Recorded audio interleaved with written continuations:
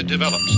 We urge you to stay tuned to radio and TV and to stay indoors at all costs. As of 12 noon tomorrow, say goodbye to the world as you know it. Say goodbye to Metal Priestesses.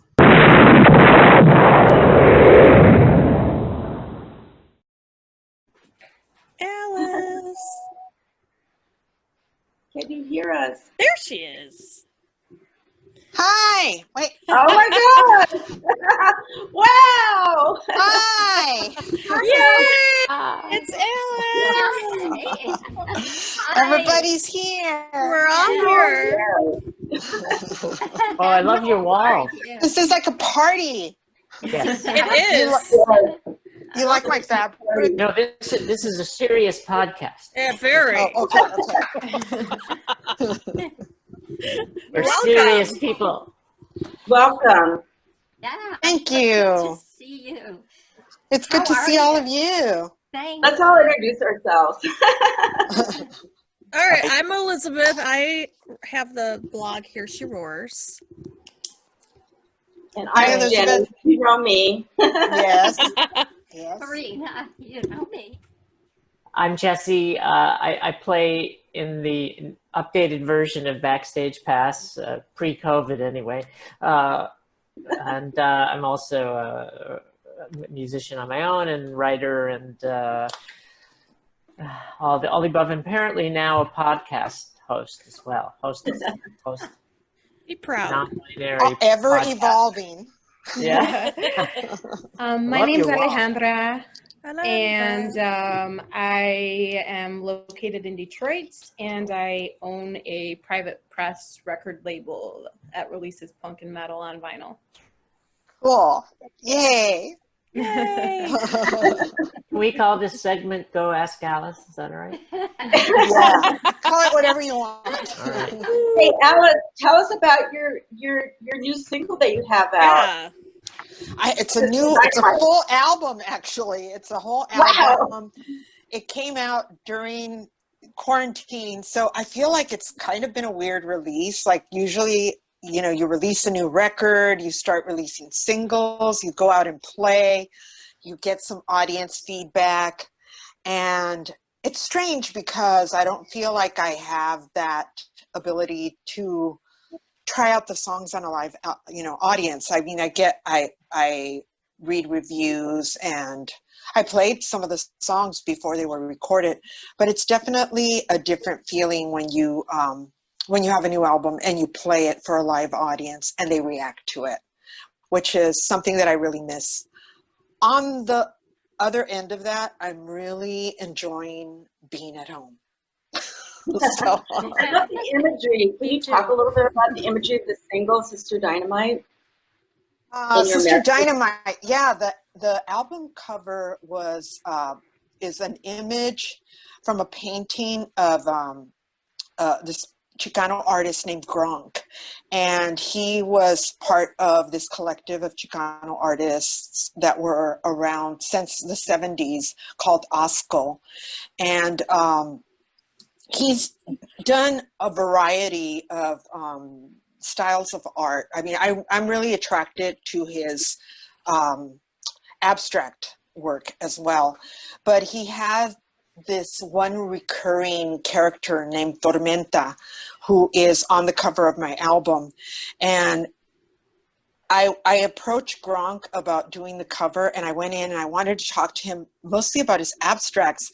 And then he started telling me about Tormenta, and he asked me about Sister Dynamite, and I said, well, Sister Dynamite is like, it's about all the powerful women in my life. It's not just one woman, but it's like this coalescence of women.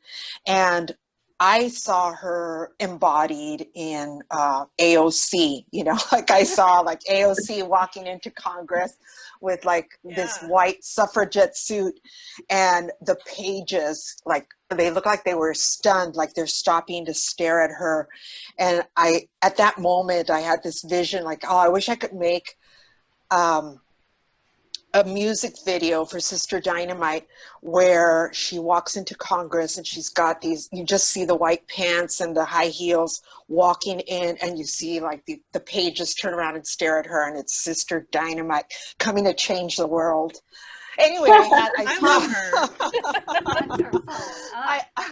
So I was talking to Gronk about that, and he's like, well, I have this character, Tormenta, and she is the embodiment of like the strong women in my life, as well as like women in throughout history, and in like poetry and in stories and in art. So he had like mythical women that were all focused on this Tormenta character. So that's who's on the cover of the album. Wow. Wow. That's a great story. That's a great story. I love Gronk. I've gone to visit his studio a few times, which is really so much fun. No, and you're painting also now. Did I hear that somewhere? I love to paint. I paint as a hobby. You know, when I was living in Arizona for a while, and I took a continuing ed class where I learned to use oil paints, and I was living in a very secluded part of like northern Phoenix.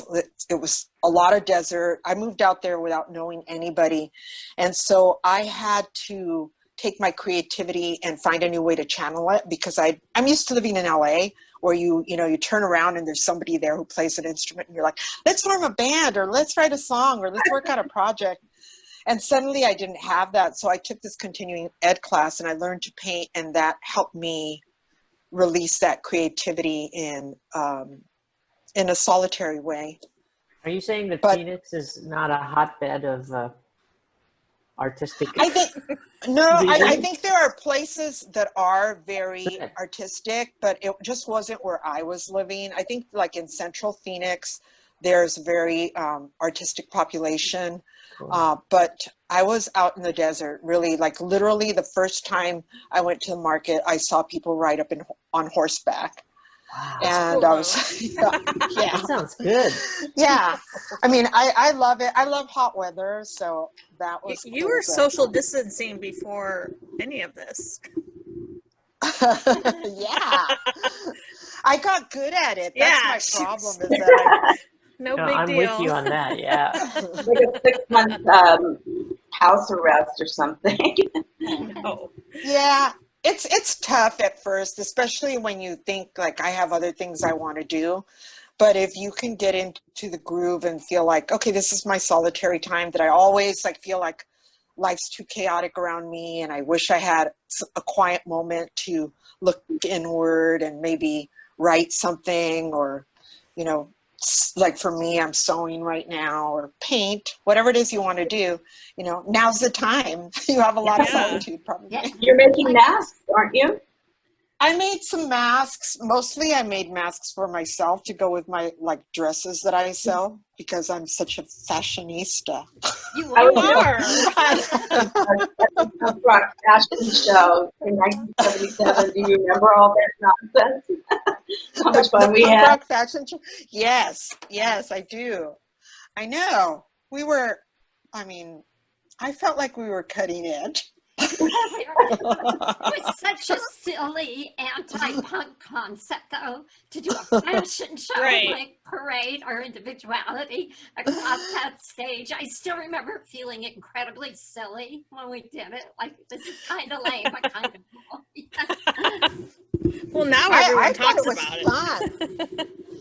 Did you know that some of those images from that fashion show were actually published in Women's Wear Daily? No. Yes. Wow. Yes. But So it's like crazy. Isn't that true, though, that so much of fashion comes from, you know, the outliers of society, you know, and you know, then they kind of appropriated it and adapted to the mainstream. Yeah. Yeah.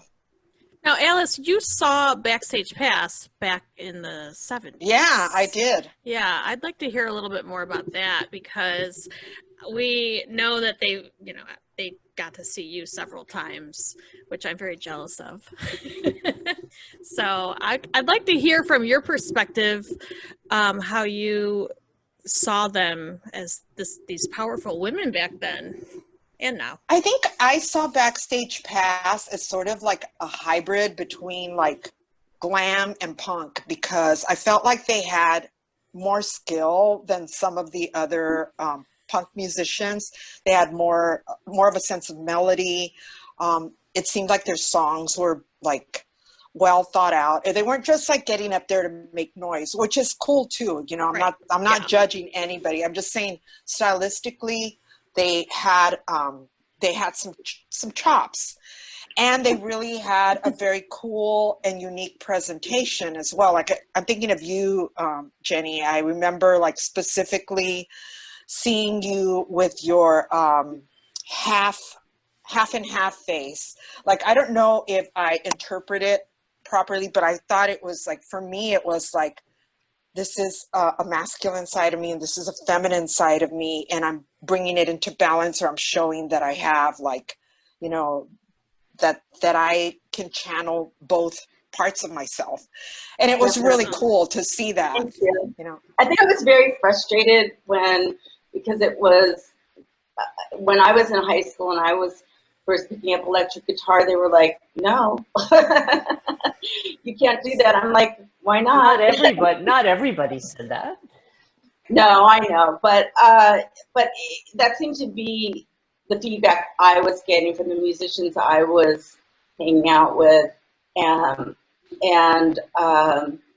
yeah. So it was, and then I found Hollywood, and you know, we helped, you know, do the Masque, but also I want to say to you, you know, like pre-COVID, we saw you, and I think it was 2018, you did a record release, and I was so inspired by your message. Maybe it was, I think 2018. We were so inspired by your message about no expiration and being able to do this, you know, and it sort of being the most punk thing you could do when you're 16 or whatever, you know, is to strap on the guitar. That really helped us get back together. Oh, that's wonderful. That makes me really happy. I mean, I think it's also exciting to just challenge ourselves to expand what it can mean to be, you know, a creative person later in life.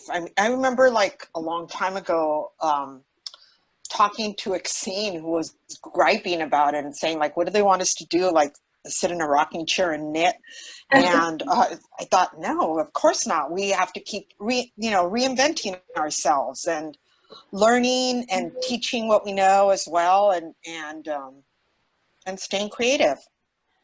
I there's- really I feel like in so many ways, this, like you were saying, because of the pandemic, we have time to do these things, but I think also being older, when you've got sort of filtered out a lot of the noise, in a way, it's easier to just say, fuck it, this is what I want to do, and I'm just going to do it, you know, and give yourself the gift of doing it creatively, intellectually, socially, whatever it is, because you get past judgment at some point. Exactly. I mean, I don't know about you, but it sounds like you're at the same place where I am, where I feel like when you get to a certain age, you've already been judged. You've been judged since you were a little kid. You're so over it. Like, and it's a process that goes on through your entire life. But as you get older, it just solidifies this feeling of like, I don't care what you think. You're not going to tell me what to do. I'm going to do what I want. You know, so it's, I don't know. It's like we live it now. Like everything about us is like, I feel sometimes like just being alive and speaking your mind and taking up space is a political act when you're, you know, a woman, a mature woman. Well, it's also interesting. I think there's just sort of memes about, you know, ex or former punks and hippies selling out and becoming part of the establishment. But I don't know. I see a bunch of people that I'm looking at right now on the screen that haven't done that, and I think it's sort of an easy way to dismiss, you know, queer conversations or any sort of conversations around you know, racism, gender, all those sort of things. And I think that I know that I've gone much, much further to the left because I've learned so much more. And that's the other advantage I think we have, and that you obviously are demonstrating to us through the music and through everything else that you do, is that it's not true. I mean, it's like if anything, we've become more knowledgeable in our beliefs. Yeah, I agree with you. I think we have, on the other hand, it's like, it's hard not to be that older person that says, this is the way it should be done. Right. So, you have to also, I have to remind myself to be humble and to learn from people who, I feel like really every experience I have with someone who's younger is a learning experience. I'm constantly like asking, who's that? What's that? Like, but the beauty is that, like, I don't care if they think like that old lady doesn't know anything, because I will by the time I'm done with our conversation. I'm going to know a lot more. Hey, Alice, can I show you my T-shirt? Yay! Oh my God. I love it. Jenny Oh my God. Lance. Your makeup in that photo is so amazing. Look at that. Oh, you know what it is? It's like youth. It's funny because it's like when I look at pictures of myself when I was, like 18, 19, 20, I was like, oh, I was so cute. And I thought I didn't think I was that hot. And like now it's like, but it's a lesson, always appreciate the age that you're at and how good you look at whatever age you are, because it's going to go a little more, you're going to get a little saggier down the line. So appreciate it while you have it. When you're 80, think about what you're going to look like at 100, and you're really going to dig like your boobs and your, whatever it is that's like drooping. Love it where it is. Amen.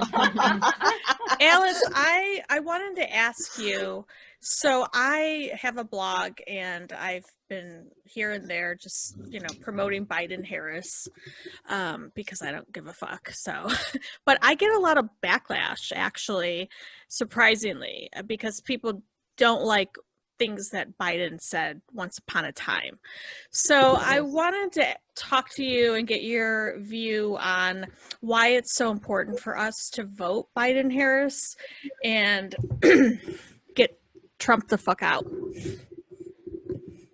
I think we have a choice before us, right? It's like, it's like when you give somebody a choice, like you can, look, I have like this in the refrigerator. I can make hamburgers or I can make pasta. Do you want hamburgers or pasta? Like for somebody to say, I want a kale smoothie. Right. It's like, well, I don't have a kale smoothie to offer you at this point. How about if you eat one of these two things and then tomorrow we'll go to the market and buy some kale?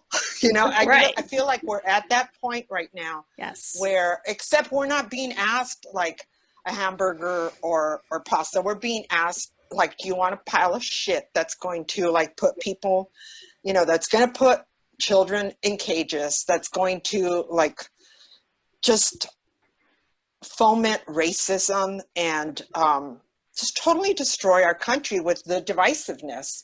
Or do we want somebody that may not be like, I'm going to be frank, that Biden is not my first choice. Mine either. But exactly.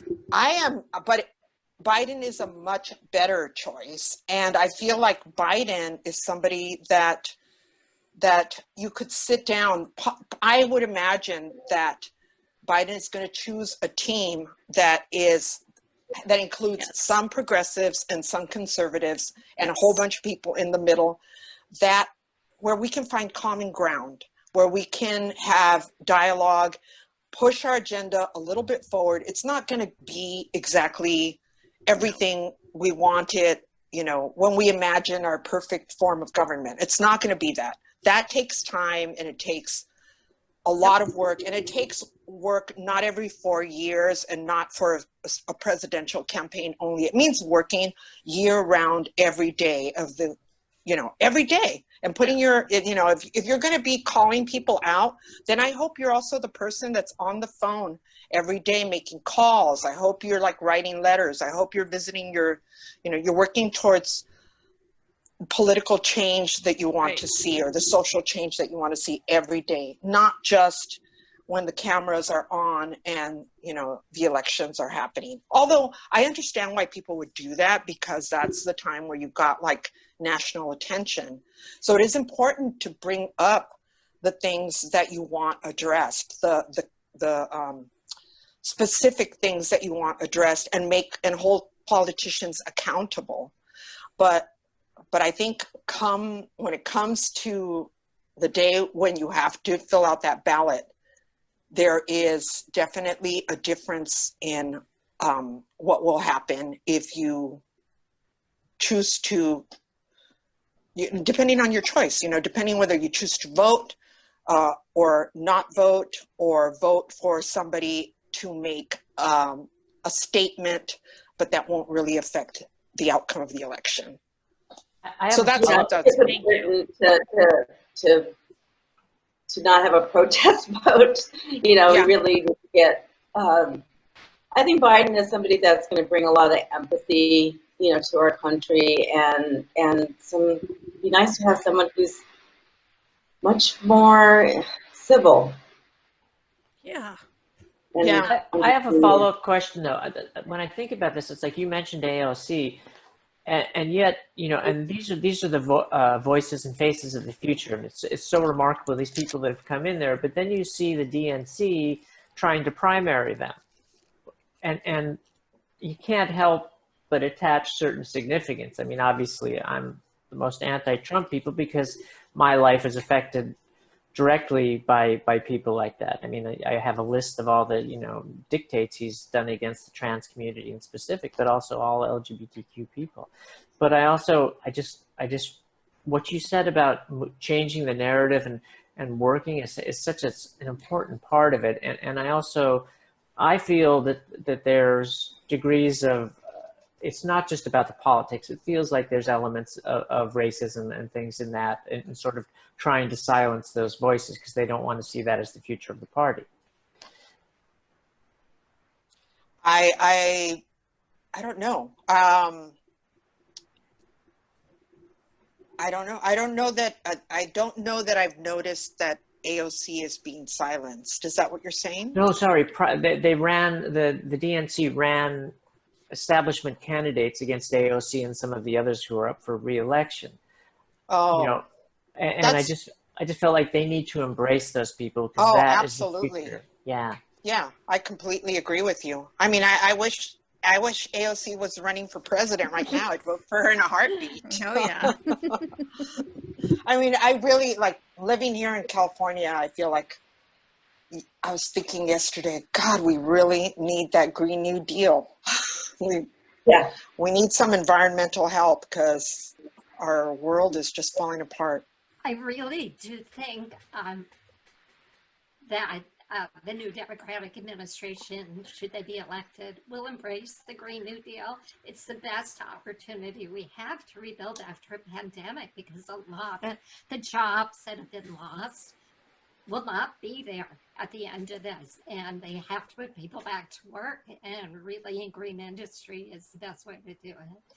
I mean, Van Jones has written some amazing pieces about it, and I really think Biden will go for it, you know, and it'll be an uphill slog for him, because as you were saying, he will have to have a fair number of conservatives in his administration, but I think at the same time he will, I agree, have progressives. So, you know, hopefully we'll find a middle road to be able to at least move forward with. And you know, the word decency has never had such resonance to me, because when people talk about Biden and they say he's a decent person, he has a sense of decency, and that is something that the Trump side can never try and take from us, you know? No. Yeah. And I have never heard one person say that about Trump. Ever. So you have always been an activist. I didn't always think of myself as an activist, and in fact, like sometimes I hesitate to call myself that. I just feel like I'm an outspoken person with opinions, and I happen to be in a position where I can sometimes contribute to efforts either by singing about them or performing at, benefits, or just by calling attention to. But you're saying that the personal is political. So in am. doing that, that is, yeah. And I also feel like music is a really powerful tool for creating change. Like not only just fueling it, like firing up some awareness, but then also by keeping it lit. Can you talk about some of your memories from back in 1977? I love that song of yours, 77. Like the Masque in the Mabuhay Gardens. Can you talk about some of that? I'm not sure. Well, I have a whole book about it, Jenny. Yeah. Violet Girl. Girl, or I mean, it was kind of a crazy time. I mean, I was a teenager when I started hanging out. So right? You guys we were all really young.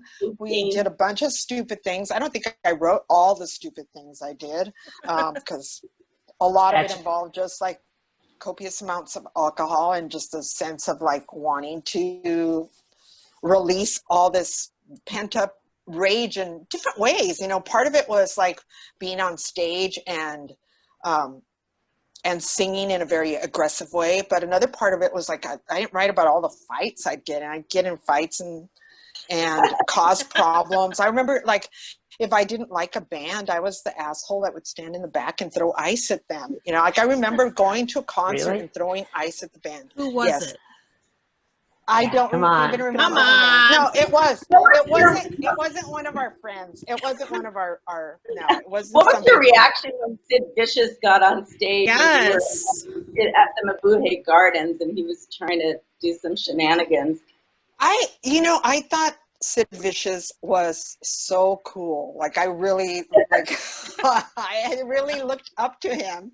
And then when he got on stage and was just kind of out of it, I don't know. I think it was I guess it was a little disappointing that he wasn't quite as like, I don't know. I think I've stopped thinking of people as like rock idols because I feel like I project so much onto people that is not necessarily who they really are.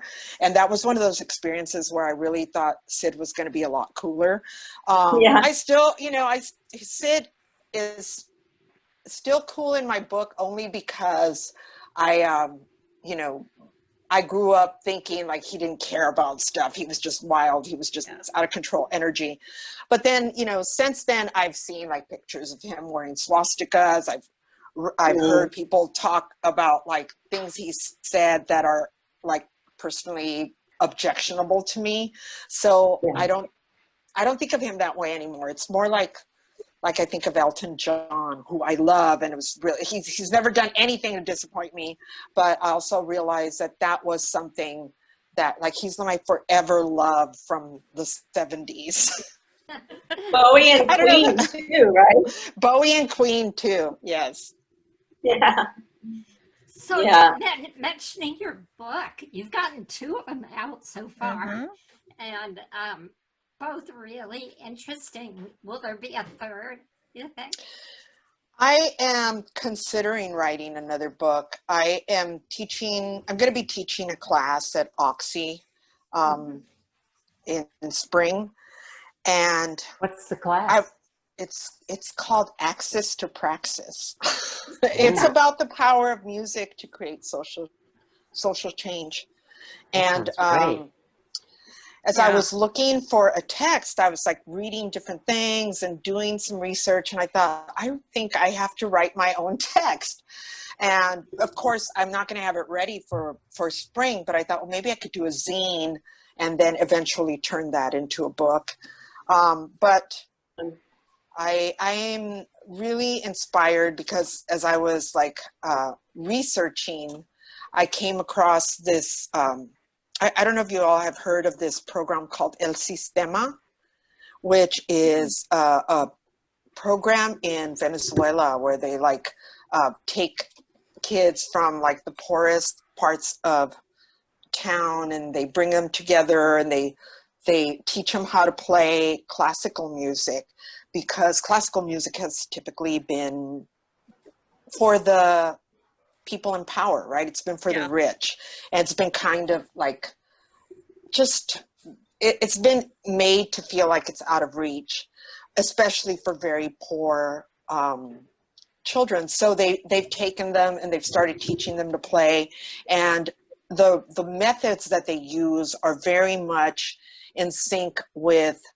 the kind of pedagogy that that I read about when I was reading Pedagogy of the Oppressed, which is by Paulo Freire, when he talks about like how children can learn through being teacher learners, by teaching each other, by not having like power and education come from the top down, but to have it go across. And they work that way. They work the whole like lessons in learning, not only to learn an instrument, but to learn how to function in society and how to help your fellow students and your teachers. It's just like to become a better citizen. They call them citizen teachers and citizen learners. And I think it's a really exciting system. So I want to write a little about that. I want to write about Girls Rock Camp because I feel like it's also based on that feeling of like teaching each other. And I'd love to, like when we were talking about age, I would love to have rock camp for women, you know, like my age, who maybe missed out on that, you know, opportunity to feel like, let's demystify instrument instruction. Let's work with other women. Let's work to build alliances, to support each other, to find ways that we can cooperate that are not like about topping each other, that are not about like, let's see who's the most skilled or who's the head bitch, you know, let's just all be, let's work together. Well, Alejandra, you had mentioned that you met Alice in Detroit. What was that all about? I did. I worked for a bookseller at the time, so I was part of your Detroit book stop for Violence Girl, and it was a really engaging dialogue that you had with the audience. I remember, you know, very vividly your descriptions of Elton John and thinking. I remember like, you getting on stage with me. Really? we went to a bar at after party, and I think it was your friend's bar or your sister. Was it like, did your sister work at a bar? Or was it, you know? Yeah, I have a twin sister. She did work at a bar, at like a notorious dive bar. So yeah. Yes, and we played, and we got up on stage and played. You don't remember this? Dude, no, I might have blacked out. I remember going to the bar, but I'm like wondering if it's me or what. I have a twin sister too. I know. I remember your twin sister too. Yeah. But I wasn't sure if it was you or her that worked at the bar. So. Yeah, I worked at the bookseller where you did the you did the talk. So maybe we went from the bookstore to the bar afterwards. You were having a good time. This was, I don't think that was the first time, because we played in Detroit twice, and I think we saw you and your sister both times. Yep, I've seen you twice. Yeah. I mean, I think, you know, the bags were really impressive in just terms of being like really noisy, heavy music, but as a Chicana also, you know, it was very cool to see some representation, because although there's a lot of music happening, you know, in Mexico and Latin America, in the United States, it feels like everything's sort of condensed in California, and there's not necessarily the same bands that have reached iconic status that have Latino membership. There is in metal, but not so much in punk. Yeah. Why do you think that is? I mean, I wonder. I mean, yeah.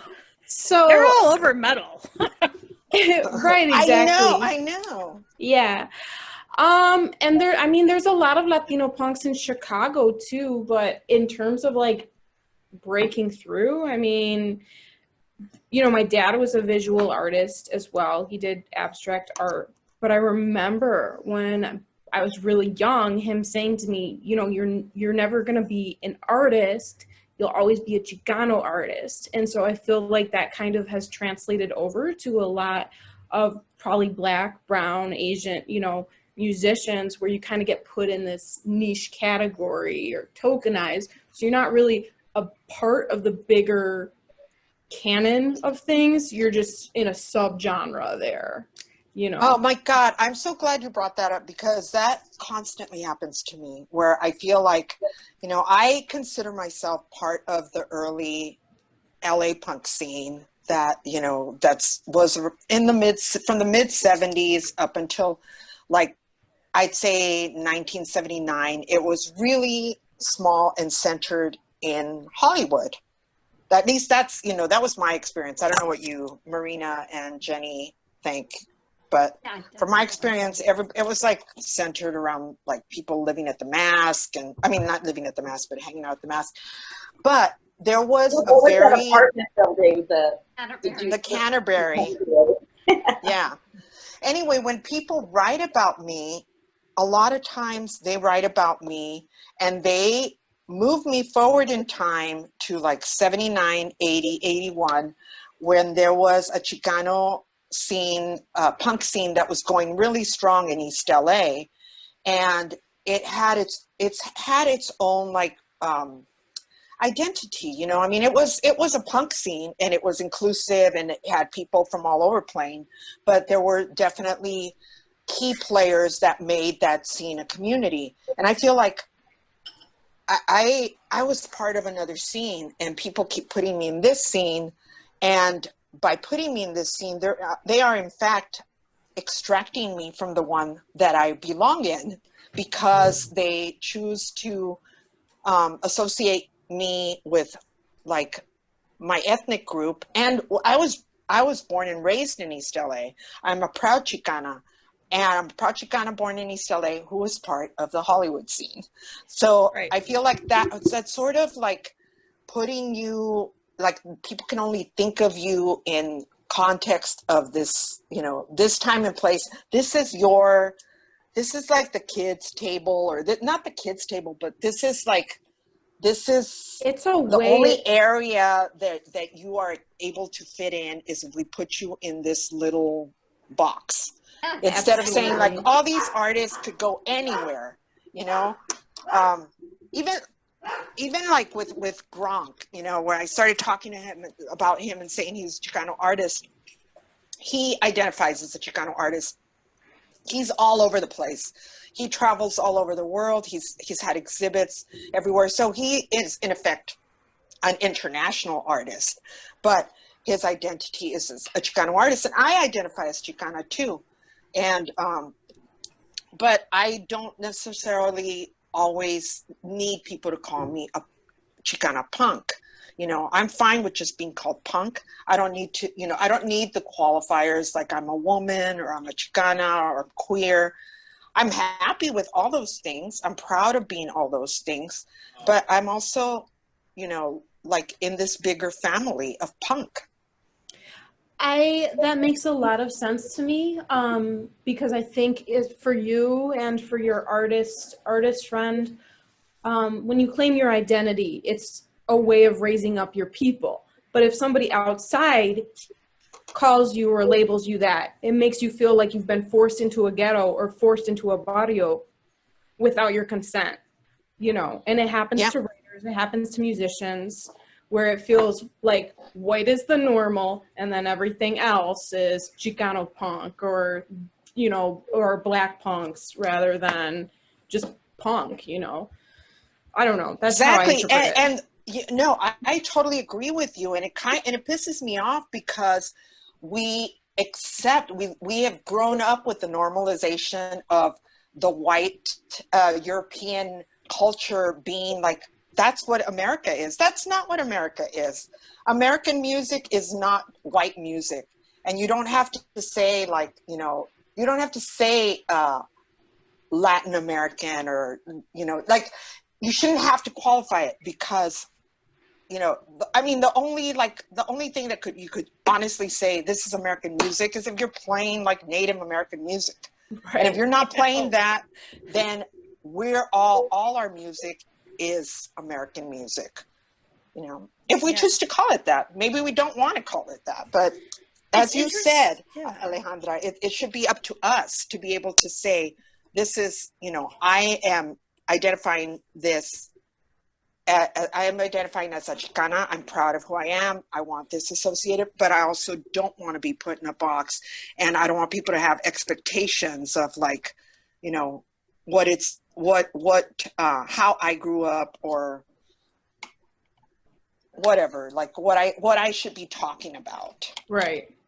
Absolutely. I feel that.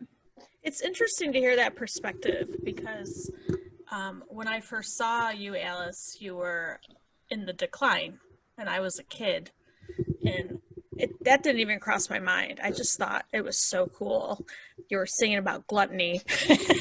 I was like, I had never seen anyone like you. I mean, that was like my introduction to punk. So like, ethnicity was totally not on my mind, and it never has been, I think, when it comes to listening to punk. But it's very interesting to hear you guys talk about that because I imagine you do deal with that.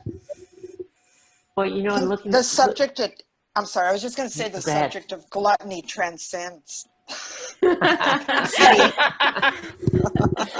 But I was going to say, looking through an intersectional lens, you're dealing with so many issues, especially back then, not that it's really changed as much as it should have, but you're dealing with, racism, sexism, homophobia, transphobia, all those things, mixed in with the overall misogyny of rock and roll, the business and the music itself and the musicians. How much of that did you face back then, or as opposed to what you face now?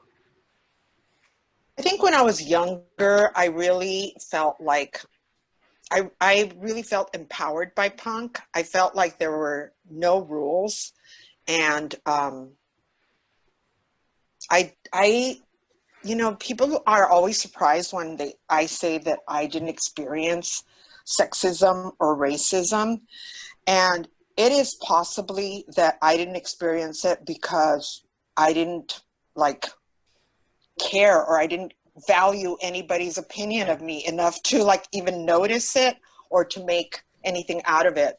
There were a handful of people that were racist, and truthfully, I think they were scared of me because if I walked in the room and they were saying something, I would call them out and they're like, oh no, I didn't say anything.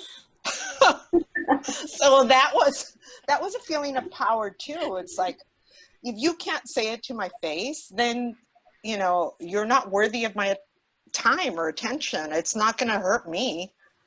Isn't it funny that you have that in you, and it's incredible because I love people that can just speak their mind. But now it's like everyone's on the internet hiding behind keyboards. It's like, where is that fire in these people? No one can say anything to anyone's face anymore. I think it's just disappointing. Yeah, it is. I personally love a good confrontation. I like it when people tell me, I really appreciate somebody that will tell me what they're thinking and say it to my face. And I'm also not always looking for a fight, even though I'm happy to step into that role, but I'm also always looking to understand what the person is saying and to try to grow with an exchange that is offering me criticism if it's valid and if it's offered in the sense of hey, you made a mistake, or right. I want to continue to grow. Alice, who are some of your favorite artists right now, or people that you are collaborating with or have recently? Well, one of my favorite people, and this is someone that I was just emailing a few minutes ago, was Terry Genderbender from Lingua Tourette's.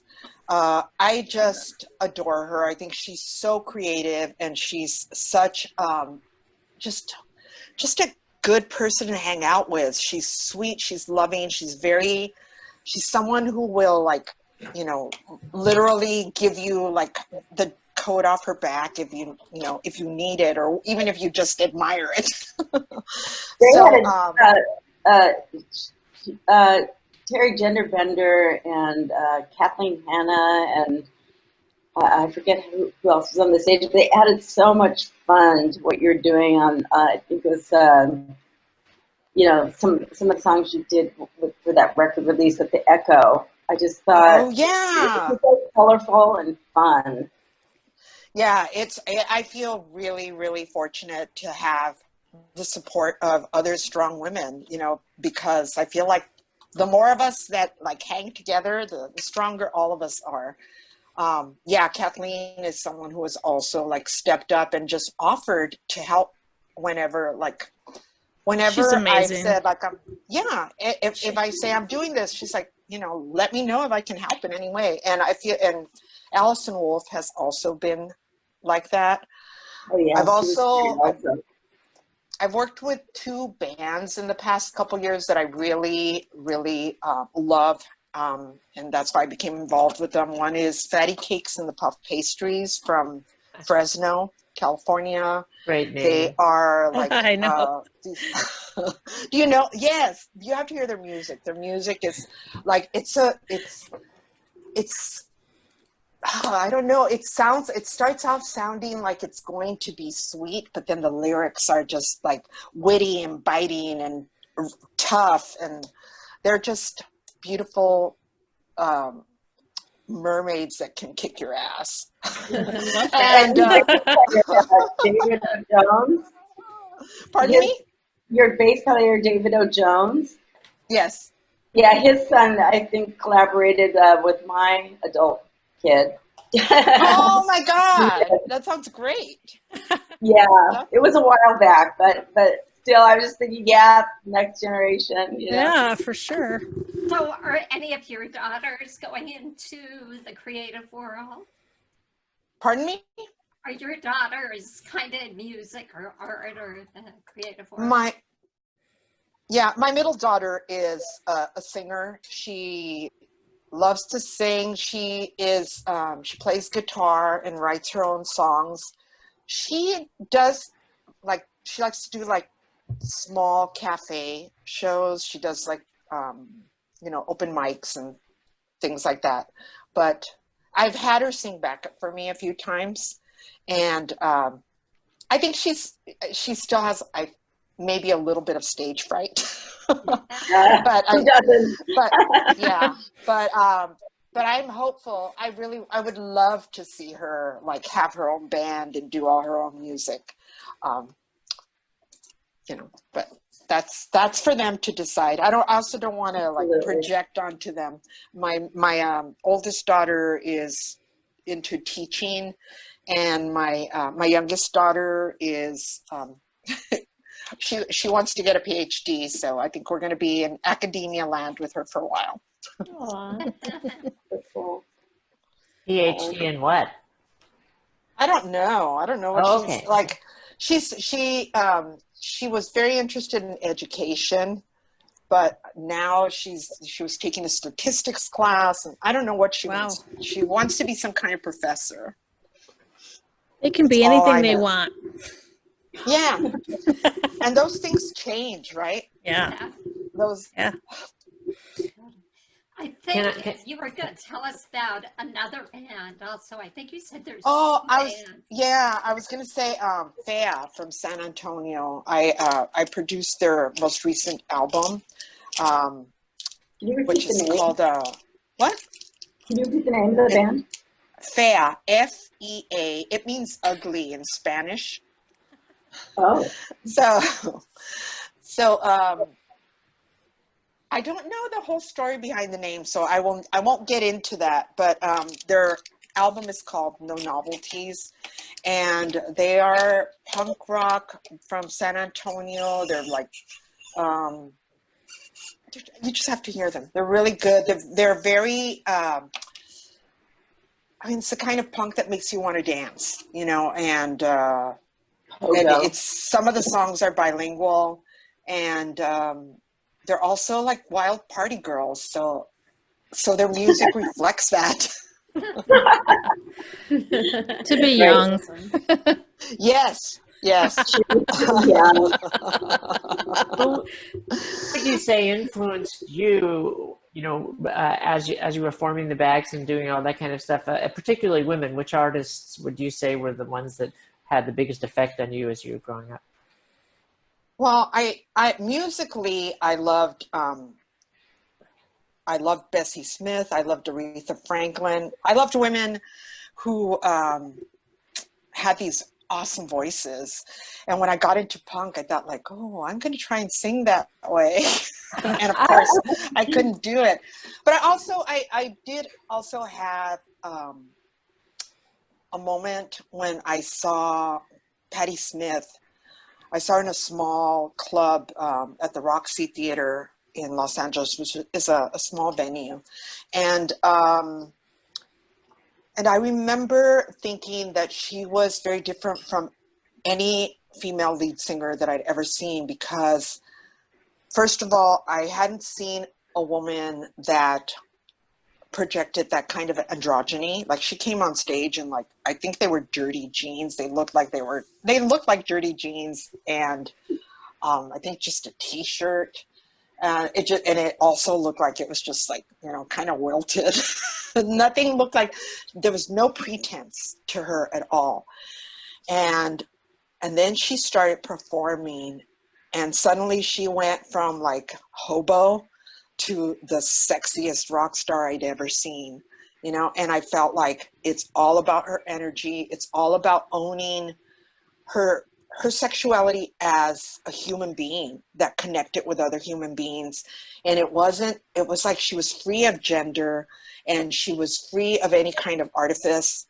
And I really connected to that. I really felt like that was the real thing. That was what I wanted to have. I wanted to have that kind of energy. And that was, I think that's what rock stars have, right? I mean, there's like rock stars, and there's like performers who you see and they have choreographed moves and they can do it great, and they look beautiful. They have a whole team to dress them. And that's a different kind of performance, which I can also appreciate, but it's not the same like animal magnetism that you get with somebody like Patti Smith, and which, you know, you cannot capture that in a video. You cannot capture that through Zoom.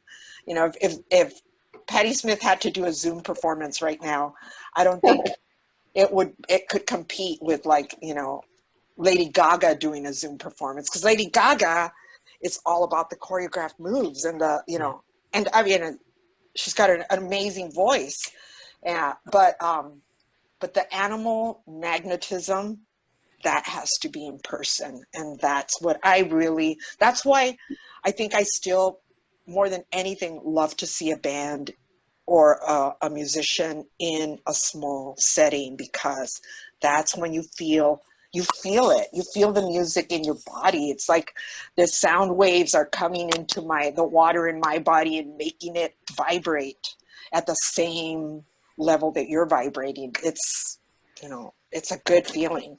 Well, and you know, you mentioned androgyny in music, and so much of rock and roll has to do with that. I mean, from Little Richard and some of the, you know, some of those people onwards, you know, for me, you know, having been born male, however you want to put it, I remember seeing the Beatles, particularly like the cover of Revolver, and it's like, I thought, oh, you know, boys can be girls.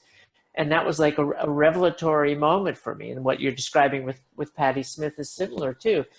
You know, yet that's sort of downplayed in you know, the sort of larger social construct. But, you know, all of them. It really, that's so much at the root of so much of the great music in the rock and roll era and beyond. Yeah, and I also think that glam rock kind of led us there. You know, like glam rock had a lot of, especially a lot of the boys dressing in traditionally like female looking clothes, you know, like wearing fishnets, wearing boas, lipstick, makeup and everything, and just kind of blowing your mind as to what gender was really about. And that's why, Jenny, back to your performance, that was really, you were like way ahead of your time and doing something that was really making people think, you know, like, you know, she's channeling these two energies. Like, it's I remember even seeing that outfit and said, Mom, I've never seen the whole outfit. This is epic. You know? But yeah, you know, I remember Iggy Pop coming to my house in the valley and stealing a bunch of my clothes. What? So everybody was wearing each other's clothing back then, you know, and it was just totally interchangeable. And it was that whole era of, you know, I think I sold a pair of platform shoes to Randy Rhoads in high school, you know.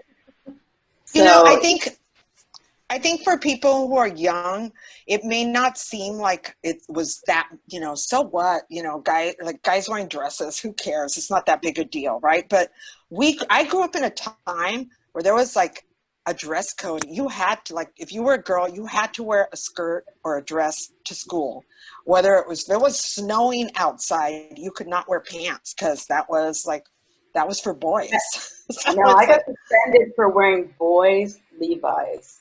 Because they were boys' Levi's. Well, and beyond that, somebody like Jane County, I mean, there were literal laws that if you dressed as the opposite gender, you could be arrested and thrown in jail, you know, and that was still happening, you know, well into the beginning of the 70s. Yeah, I know. And I think for the younger members of our audience, it may not seem like a big deal, but we've come a long way. And we have to, but we can never get complacent, right? We've got to keep defending our right to be like, to decide on our own gender, or if we want to be seen as non-gendered, we have that right and we need to protect it, because all of this is going to be called into question if we let people that are, you know, like, I don't know, like people who are nuts. That's why the election is so important. What? That's why the election is so important. Yes, thank you. Exactly. Yeah, absolutely. Yeah, there's an amazing article you can find online called the Discrimination Administration, which is about, give you a list of all those specific edicts that Trump has and company have, been passing. I mean, or forcing on the public the last 4 years, and it's only going to get worse. And, you know, I mean, the whole history of American politics has been pretty complicit in that. But it's, you know, when you go down that list, it's like every month I have something taken away from me as a trans woman, you know. And it's that inordinately of color, yeah. Yeah, I think it's happening for gender rights across the board. I mean, women as a gender to itself have lost so many, you know, there's this like inch by inch trying to take back all the ground that we've gained across the board, last 50 years, you know. Yeah, it's only been 100 years since you had the right to vote, you know. It's like, it's amazing when you think about that. It's been less than 100 years for women who are not white. I just like to say that too. Wow. That's true. And, you know, in my community alone, it's you know, trans women of color are the ones that are being murdered. I mean, they say 4 and they out of never 5. talk about it. It's like, it's never on the news. It happens. Or they misgender them. Yeah. Yes. It's, or they bring it up. It's like, no, a person was murdered. It's not a trans. It's not a male, a female. It's a person. Like, it should get the same attention. And they'll misgender them in the reports in the media, and you just realize how many don't we know about because they've been misgendered? So it seems like, but again, it's inordinately people of color that are being affected by this and being murdered in the streets. So awful. Did we lose Alice? No, I think she's right there. I was such a downer. I'm sorry. No, you're not a downer. He's digesting. On a brighter note, I just have to thank you for doing your exercise class. I thought that was like the best thing ever. As I'm confessing here, somewhat embarrassingly, I've been like a Zumba addict for like 5 years, right? So, and I've always thought, oh my God, why don't we do like a punk version of Zumba? And there's Alice out there doing the I'm like, yes. Yeah, what a great idea. Yeah. Where can we find that, Alice? Pardon I've me? been so sedentary. Where can we find that? It's on YouTube.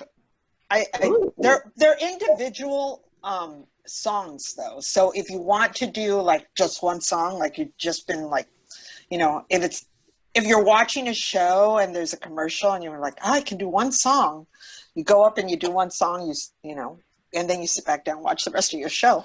But or you can string them together and do like I probably have enough little workouts that you could probably do a half hour's worth of punk songs. How fun. Yeah, but if you do get a chance, I would at least listen to the music because I feel like I picked some of my favorite bands. So, plus politics for exercise. There we go. Yeah. We'll have to add it to our playlist. We have a new podcast called Metal Priestesses. And it's I'm sorry, we have a new YouTube channel. We'll have to put that on our playlist. Thank you. Yeah. We're just You put your new single on. Yeah. Yeah. It's an album. It's an album. It's an album. Oh, right. Album. I've been listening to it on Spotify. It's a great album. You want to tell us anything more about the album? I know it came out at sort of an unfortunate time, but given that, tell us more about the overall album. The ironic thing about this album is this is the album that I decided I had gone out to work with the band Fea in San Antonio, and I went out ahead of time and we hung out at San Antonio. I went to their rehearsals and we just hung out, and it was really cool. Then we drove together to El Paso to Sonic Ranch, which is a sleepover recording studio where they have like little cabins, for lack of a better name. They're like little cabins, and they have several studios, and they have people cooking at all hours of the day and night so that you're never hungry. And that whole experience of being immersed, being with the band as they're working out their songs and as we're recording them and listening to them together. Like I remember being in the studio and one of the songs, the arrangement wasn't right. So we let the engineer go and we just went back. I think it was like 2 a.m. and we're jamming out a song, like just figuring out where we wanted it to go. And it was just such a great experience that when I came home, I had been in the middle of recording my album, and I just pulled a bunch of the songs that I wanted to do and decided I'm going to make this album be more about a band feel. So, and I wanted it to be an album that we could play live. I wanted it not to have like my other albums have had like cellos and violins and backup singers and, all the bells and whistles, because, horns even, because I have friends in LA that play all those things, and I can just say, hey, come over and play on my record, and they will. So I felt like this one I was going to restrict to my touring band. So I was really, really excited about getting out and playing it live. So it's ironic, this is the one that I feel has the most like band feel. Like this is more of what you would experience if I was playing at a club in your town. in your neck of the woods, and you went out to see me. So yeah, it's faster, louder, and more like just core instruments. Like and instead of having backup vocalists, I have my band is singing the backup. Except for I think there's a couple of songs where Allison Wolf, who is she dog sits a dog that's really close to our recording studio, and she texted me and she's like, hey, I'm in the neighborhood, are you in the studio? And she would come down and visit in the studio, so she ended up singing backup on a couple of songs too. That's so cool. Yeah. Hey, so post-COVID, is there an Alice Bag backstage pass gig gonna happen? Oh, that would be awesome. That would be amazing. Oh my God, I would love to go on tour with y'all. That would be so much fun. Yeah, let's go down. Yeah, but I don't know. I would be the roadie. I don't know if you do that. Yeah, but Marina. Alejandra, we're dragging you on stage too. Yeah. All right, let's do it. No blacking out. Elizabeth, do you play? Heck no. My husband does. So I said I'll be the roadie. You'll be the roadie. I don't know. The tour Alice, manager. I hear that Marina and Jenny are pretty wild on the road. Though, Oh boy. So you have to be prepared for that. Not me, of course. But The them. story Yeah. is the story. That sounds fun. That would be fun. We'd love it. We could dream. I think I'm going to I probably am not going to tour right away because I am going to be teaching that class in spring. So and it's a new thing for me to teach college. So I think at least for spring I'm staying close to home, and I'm excited about this. I'm excited about access to praxis. If you're a college student, sign up. Sounds great. I wish when I was going to college there was a class like that. I know. I didn't have anybody as cool as Alice Bag as my professors. Yeah, also, during this COVID time, Vicki Peterson from the Bangles has been doing some high school classes. Wow.